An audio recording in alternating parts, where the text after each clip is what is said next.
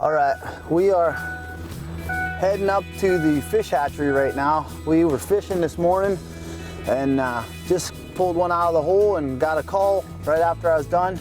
We're going up to meet Ray Young and I think another fellow named Chuck Murray. They are with the Pennsylvania Fish Commission. And hang on, we going left or right here, boy? Right. And we are going up and watching culture fish. The Steelhead, they have some fish that they are doing right now. That's why we're in a hurry. They're only going to do it for about another 45 minutes or so, they said. And they said if we can get there, we can get a little video of it. Hopefully we'll get there in time and you guys might get to see it from Tom Bob Outdoors.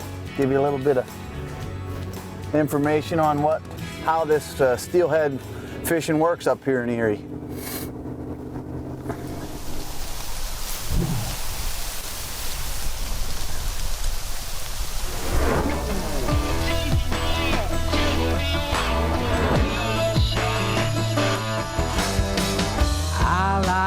Walking on the wild side, wide open every time, letting it fly. You can find me high on the mountaintop, floating down a river rock, living for the ride. If you really want room to run, I'll show you where to get it done. Step off the back porch, jump across the fence, don't let the barbed wire catch you in the pants. I'll be waiting in the bottom by the Tom Bob Creek. Come on, take a walk on the wild side.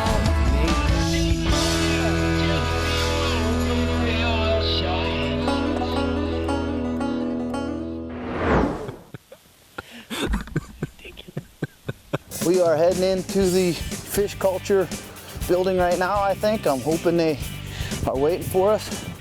I see some fish runs over there as we're walking in. I'm not sure how they do this. We hope to get the whole thing on video or parts of it so you can see it for yourself.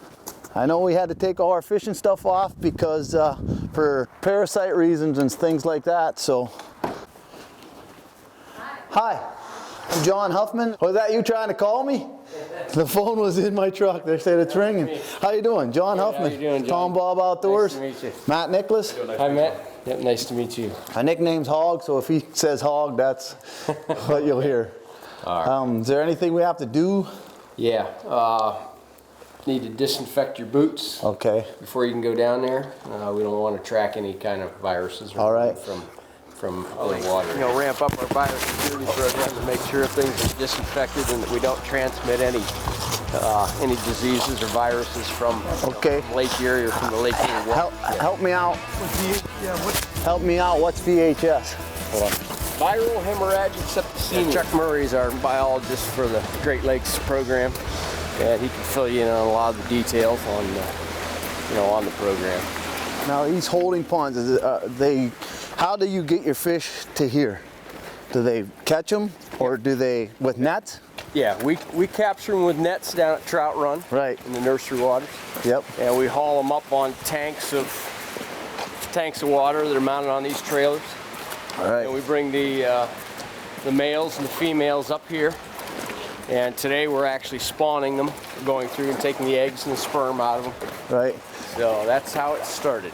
Now, we caught some fish today, and the eggs were coming out of them, so a female, and but there's still some that are totally solid. Yeah, some that are still green. Are they? Yeah, they don't all ripen at the same time. The difference in age, like age of the fish, well, possibly, or just the individual development of that fish. You know, just like some humans, develop earlier than others. Right. Some fish ripen sooner. Right. Than others, so. I suppose males are like all males; they're ready all the time. For most of the time, yes.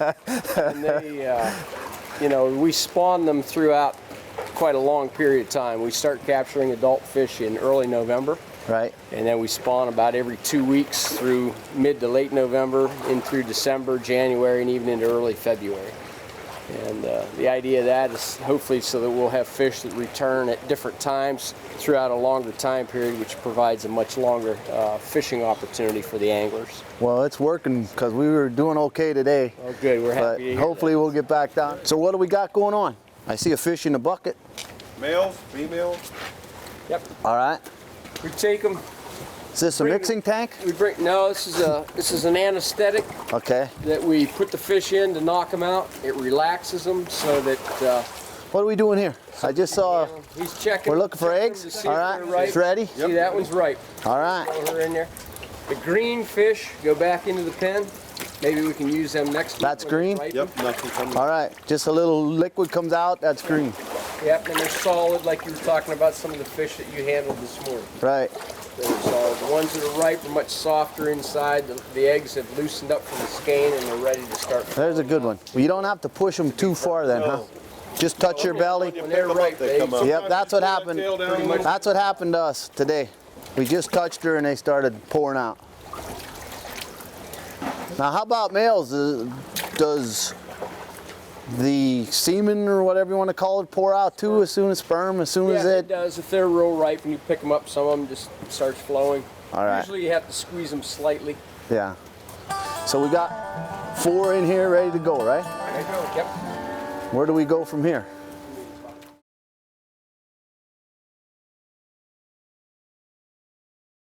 Welcome back to Friends in Wild Places. Let's catch up with Hog Hoffman as he continues to learn about steelhead hatching from the Pennsylvania Fish and Boat Commission. Where do we go from here? Pat takes samples of all the ovarian fluid and all the sperm from each individual fish.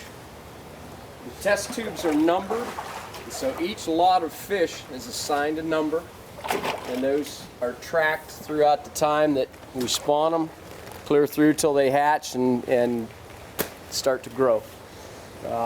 Those samples will go to the Penn State Diagnostic Lab to be checked for different viruses and diseases. Once we get the results that those are negative and have no diseases, then we keep all those eggs and combine them. If any of them test positive, they're discarded at that point. The last 4 years, I don't think we've had any that have tested positive. So that's great. Our biosecurity program is definitely helping. Now, how many eggs, roughly, I mean it's a guess, but how many eggs do you get out of one female, do you think? You get about 4,000 out of a good female. 4,000. Yeah. Out of the 4,000, is there a statistic of how many hatch? Or well, hopefully if they eye up at a good percentage, say 85 or 90%, that's really good. Eye up. They start to develop the eye in the egg first. That's what you can see. Okay. You actually see 2 little dark spots in there, and they're considered eyed at that point. Okay. So if we get an eye up percentage of 85, 90%, that's really good. Wow, that's good. And then when they hatch, if you get there again, if you get 85, 90% hatch out of that, then you're getting a pretty 3,000 good out of 4,000 production, to start with. Nice. So, yep. What we do first, they're going to take the samples of the ovarian fluid from these females. He just squirts a few milliliters of ovarian fluid in there. Pat also checks the egg quality to make sure they're not spotted and then the eggs are spawned into a colander. The excess ovarian fluid drains off through the colander.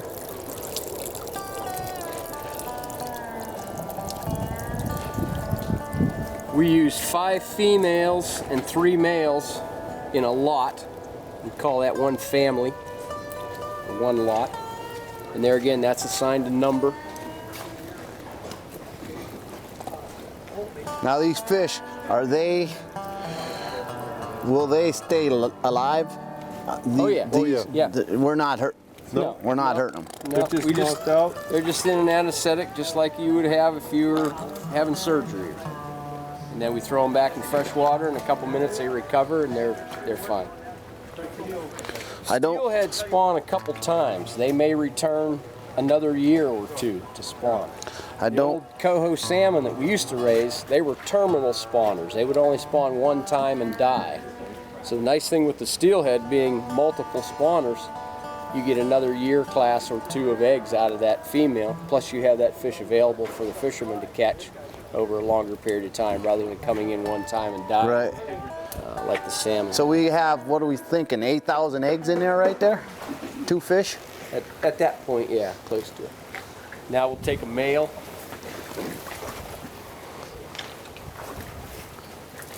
The same thing with the male. He goes over and takes a sperm sample into the test tube that gets sent to the laboratory.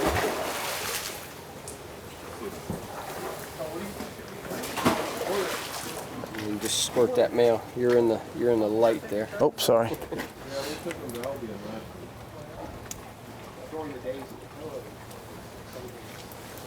And that'll do the job? That'll do the job. That sperm just mixes through the eggs. You know, I used to like work. Used to like it a lot. But now, working with Tom Bob lures, I absolutely love it. We'll be right back. Tom Bob Outdoors. Stay tuned for more fishing.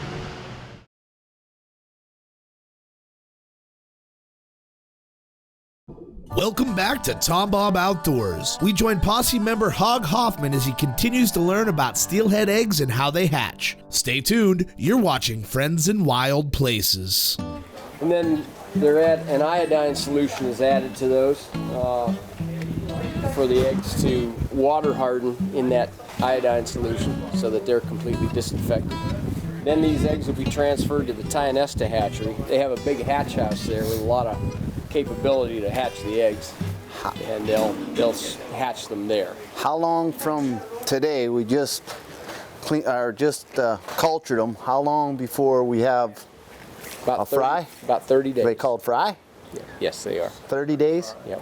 Yeah, they're sack fry when they first hatch. Okay. They actually have a yolk sac attached to them, and that actually holds them down on the bottom. And they don't eat at that point. Their jaws aren't quite developed to the point where they can feed, so they actually live off that yolk sac for a period of time until they absorb that yolk sac. At that point, their mouth and jaws are developed to where they can start to eat solid food, and then they start feeding on their own. So and at that point, once that yolk sac absorbs, then the fish has the ability to swim up. He's not held down like an anchor, right, like when he had that yolk sac on. Right. And at that point, they're considered swim-up fry. And what do we feed them when we start that? It's just a really small, meal, fine, like a meal? Powdered meal type feed, yeah. Nice. And then a lot of different vitamins and things in it. How long till they hit the creeks again? At about 14 months. 14 months. Mm-hmm. So you keep them in your water for 14 months. Approximately, yeah. And how big are they when they get to that? 6 They're inches? about 6.5 to 7. Yeah, and you put them in the spring? We do. If you come up here September, October through February, I would say any creek, whatever you want to call it, that comes out of any size, Lake Erie of any size, probably has steelhead in them. If you find them, you are going to have some fun. I'll guarantee you that. You can use any kind of bait you want. A lot of people use the skein, which is the eggs before they are singled. They are a row of all the eggs. Still in a clump. Yeah, and you cut them with scissors and put big chunks on. We were doing it today. And then, but you can catch them on minnows, night crawlers, salmon eggs, anything you want. The skein gets a little stinky and stuff if you use it all day. All right, now, when at 14 months they go into the river, when do they usually start back out? I mean, they go into the river and out to the lake, right? Well, they spend about 2 years out there, and then they come back as 3-year-olds. Okay. And the average? That's the average age that we're spawning. There are probably some 4- and 5-year-olds, but the bulk of them are probably 3-year-olds. Right. And like average size when they come back at 3 years old, 2 foot? Yeah. Yeah. Yeah, plus. Yeah. They're nice fish. I know that. They're fun to catch and you get into them all day.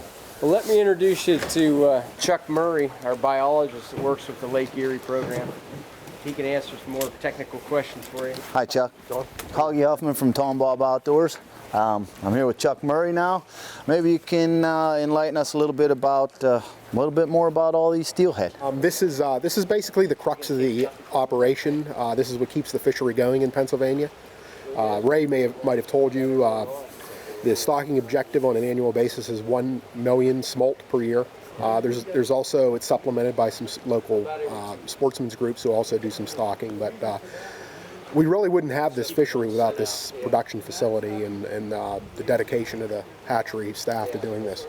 Now, I see when you don't buy skein, you donate at the bait shops and they give you skein. Does that go to fish It helps support the cooperative nursery program. Right. Yeah, it's illegal to sell fish parts, Right. and eggs are considered part of that. So what they do is when they process the fish at the local bait shop, they retain those eggs and then they sell them to the anglers to use as bait, and that money's collected and then distributed to the local sportsmen's groups, the Sons of Lake Erie, 3CU Cooperative Nursery, and Wesleyville Conservation Club. Okay, Chuck, I know that there's a lot of fish you stock, and we're watching you do this, but what about reproduction, natural reproduction on the creek? How does that, do we have much of that? Not in Pennsylvania, not even really in Lake Erie. The thing, especially with Pennsylvania, is the nature of our tributaries. They're very small relative to larger stable flow streams and some of the other Great Lakes. So we do have fish that come in and they spawn and they lay eggs, and many times those eggs will hatch and we'll have young fish, but they usually don't survive the summer temperatures. So that's usually the bottleneck. Total contribution from natural reproduction is probably less than 5% on an annual basis. So again, without the hatchery end of it, we really wouldn't have the fishery that we have here in Pennsylvania. Right. I thought I read something about the rock formation isn't as good in the creeks around here as in other areas. Yeah, shale bottom is not conducive to salmonid reproduction. You like a gravel base. We do have gravel base. Actually, we probably have a number of tributaries that can produce some wild fish, notably Raccoon Creek, Crooked Creek, probably Trout Run, and maybe Godfrey Run. Not only do they have the right substrate, they also have they're considered cold water streams, especially compared to the other tributaries like Elk and Walnut. Recently, we've seen maybe some declines in the fishery. Catch rates are not what they were in the mid-2000s. We've heard anglers voice their concerns, but it's not unique to Pennsylvania. Anglers in Ohio and New York are also seeing declines in catch rates. So that's making us think that this is probably an ecosystem-related phenomena.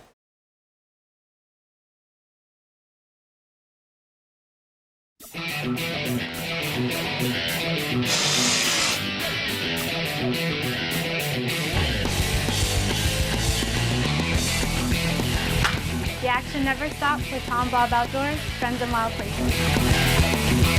Two things we know: there's a lot more walleye the last few years than there had been in the last 30 years in Lake Erie. So smolt predation is probably up. And the other thing is the sea lamprey population, which do parasitize adult steelhead and other trout and salmon.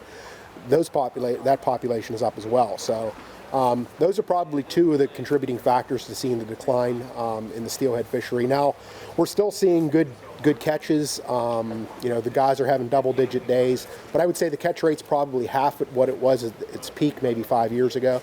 So I don't know that, again, mid-2000s, that was an anomaly as well. I think our catch rates at that time were about 0.64 fish per hour. Based on recent surveys done in New York last year, the catch rate was about 0.3, so it's about half of that. So we'd like a catch rate of about 0.5 fish per hour. That's our average. So I think you're going to see it increase as the walleye population declines and we get the sea lamprey population under control. So. Well, that's good. I mean, not that I don't like catching walleye too, but right. Well, you come up here and you get into these steelhead. I'm telling you, it's something that if you haven't ever done it, you got to get up here. I mean, you get up here, it's an experience. As soon as you get one, you're coming back. I believe that because when I got my first one, I'm still coming back. Well, they average about 23 inches and 5 pounds. And yeah. There's not too many places you can go and catch a 5-pound rainbow trout. I mean, you can't go places and pay money to do this and get better fishing when it's on. So. Yeah, it's definitely a trophy fishery. It's a destination for many people, not only from the Commonwealth, but also outside of the state as well. Right. Well, Chuck, I'd like to thank you. Yep. And Ray, I'd like to thank you too for having us today. You're welcome. Sure is. Glad you're enjoying it. Yeah, I am glad that I got a hold of you guys, and hopefully we might be able to enlighten people on what goes on up here. And I appreciate that we got to see it because I've never saw it, and I'm impressed with the whole thing. Well, that's good. Hope we can go down and get a couple more now. Good luck to you. So Good luck. stay tuned. You're watching Tom Bob Outdoors, Friends in Wild Places. Well, here we are. Opening day of Steelhead season. We got our pockets full of ITX. Yeah, that's it. And we're going to get some bait, and hopefully we can catch a few fish. You can use bait. I'm going to use that lure, All right. the Tom Bob lure. We brother. are fishing the Elk Creek in Erie, PA. Well, actually, we're in Girard for Steelhead. It's December 12th. It's about 29 degrees, so hoping that sun comes up a little higher, starts warming the holes. Maybe the fish turn on. Butchie there got 3 so far, showing us up pretty bad. But day's early. We ain't working, so we don't care. Hooked up with the first one of the day for me. Moved up to some little bit of lower water and clearer. We were in some deeper water earlier, and Butch got a couple, but got to this hole. Cody missed one, I missed one, and now I just hooked up, so hopefully we can get him to the bank. He ain't budging.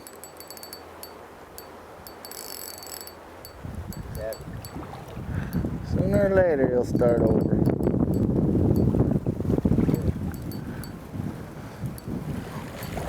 There he is.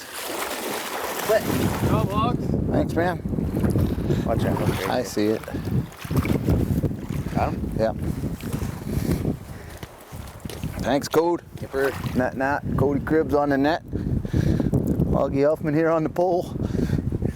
First one of the day.